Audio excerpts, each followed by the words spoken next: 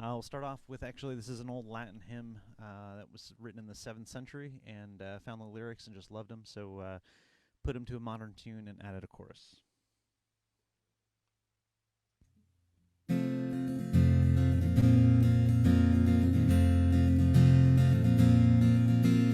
Christ our cornerstone, on him alone we build, with his true saints alone. The courts of heaven are filled on his great love. Our hopes we place and joys above of present grace. You are my anchor, you are the hope inside the veil, and I trust in you. You're my foundation, you are the rock and cornerstone, and I stand on you. Jesus, all I need is you.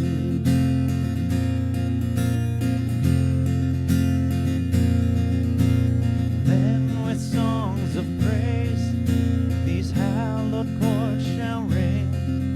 Our voices we will raise, the three in one to sing and then proclaim with joyful song that glorious name, both loud and long. You are my anchor, you are my hope inside the veil, and I trust in you. You're my foundation, you are the rock and cornerstone, and I stand on you. Jesus, all I need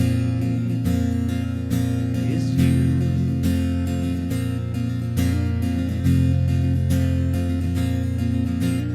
May we gain from heaven the grace which we implore, and may that grace once given be with us evermore until that day when all the blessed are called away to endless rest.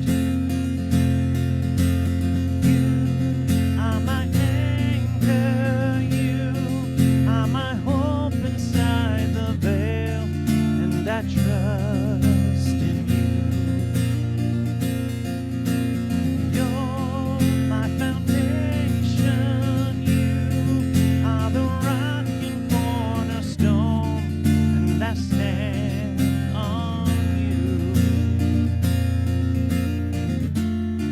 Jesus, all I need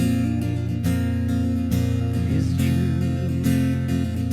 You're all I need. Jesus, you're all I need.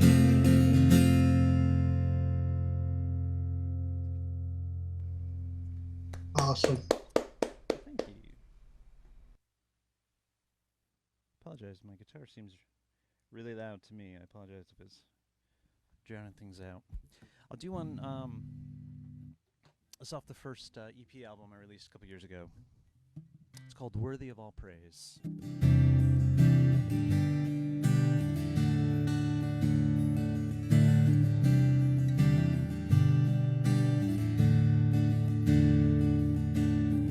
One name above all names, worthy of all our praise. We bow our hearts and lift our hands to you, Lord.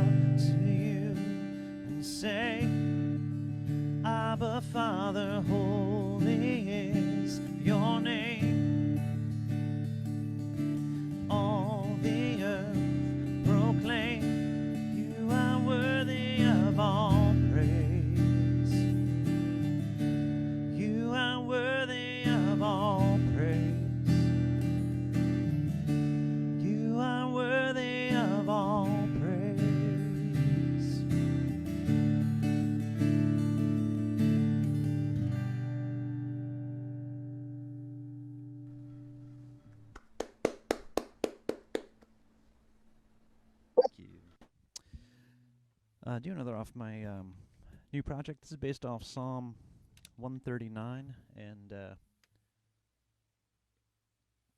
I was reading a Tim Keller devotion on this once, and it just kind of smacked me upside the head. And I wanted to I wanted to do a better job of remembering what the psalm said, so I figured I'd write a song about it.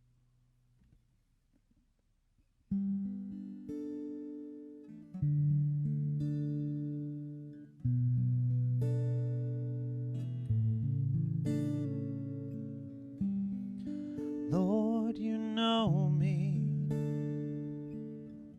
You search my heart and know my dreams. For you made me. Before I woke, you spoke to me.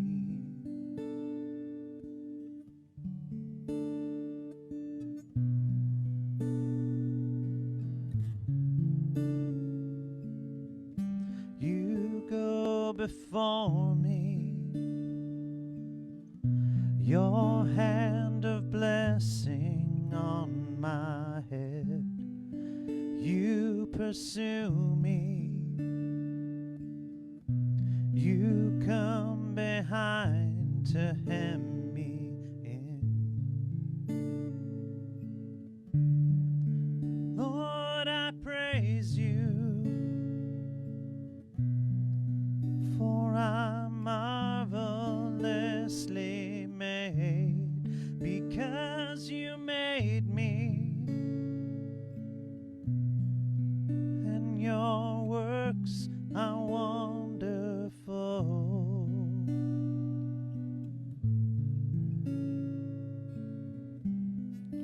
In the darkness,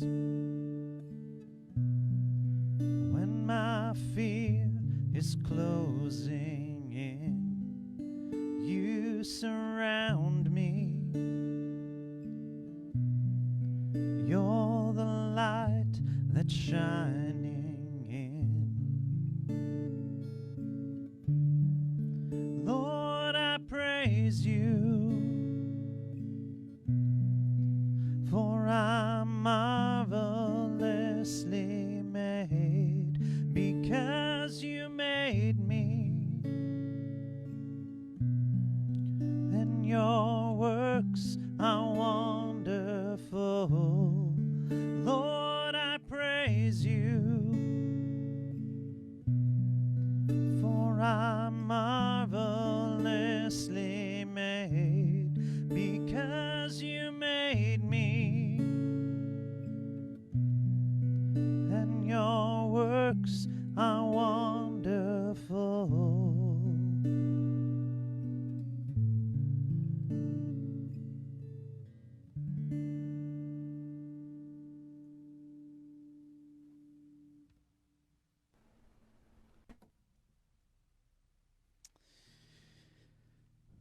All right, share a brief story for the next one. I'm married. I have 3 kids, and with the first pregnancy, my wife developed an issue where there was basically antibodies developed against my son's blood, and then there's a recurring issue with my daughter, who was my wife was pregnant with a couple years later, and it was kind of an up and down battle going through the pregnancy. We were trying to get to a certain number of weeks to kind of hit the major milestones as in development, kind of hitting 24 weeks and 28 weeks, and we get to 30 weeks, and things aren't always looking good, but for the most part are looking good, and we're praying, and our church is praying, and we're trusting God in it. And we get to 32 weeks, and we think, all right, we're in the home stretch. My son had been born a little bit early at 37 weeks, so we kind of said, hey, God, if we can get to 37 weeks, we know what to do with a baby that's a few weeks early. That's no big deal. We thought, we can handle that, absolutely. But, if 37 is too much of an ask, I'm bargaining with God, because that's what we do, right? And, if 37 weeks is too much to ask, maybe we can just get to 34, because at 34 weeks, babies are breathing on their own, and that's kind of a big deal. So, if that, can we get to 34? And so we go in for our appointment later that week, and looks good, and we're getting to there, and then we get to the 33-week appointment, and the doctor says, we gotta intervene. It looks like your baby is anemic and probably needs a blood transfusion. So we can either do that in utero or we can deliver her, and she'll be here. So we said, well, one of those decisions is pretty finite, and because they weren't 100% sure she was anemic, she was pretty sure. So they said, well, let's try the blood transfusion, see if that works. And they started the procedure, and they kind of give the baby a mild sedative. They can't put her out, but they just want her to be still. But it didn't quite take, and about a third of the way through the procedure, she shifted, and the needle they were transfusing with went through the umbilical cord, and I actually could see it on the ultrasound, the blood shooting out the other side of the cord. So they rushed me out of the room, they put my wife under, and they delivered our little girl. It felt like hours went on, but I think it was probably 5 or 6 minutes, and one of the doctors came out and said, your wife's doing well, you can see her in a little while, but your daughter's here, she'd love to meet you, and she's screaming, which meant, she's breathing. And I just remember being so thankful that, even though we didn't make it to where we wanted it, that God had everything under control, and she was born breathing, never needed to be intubated, never needed to go on any type of breathing support, and she's 7, almost 7.5 now, doing awesome. And wrote this song. Actually rewrote this song for the story. Maybe I'll tell in a moment here, but wanted to just wanted to point out that the Hebrew name of God, Yahweh, it was too holy to be spoken, but it was believed that the inhale and exhale would be the sound of God's name. And it reminds me of in Genesis, where God first formed man and breathed life into us first. So the name of the song is Give Us Life.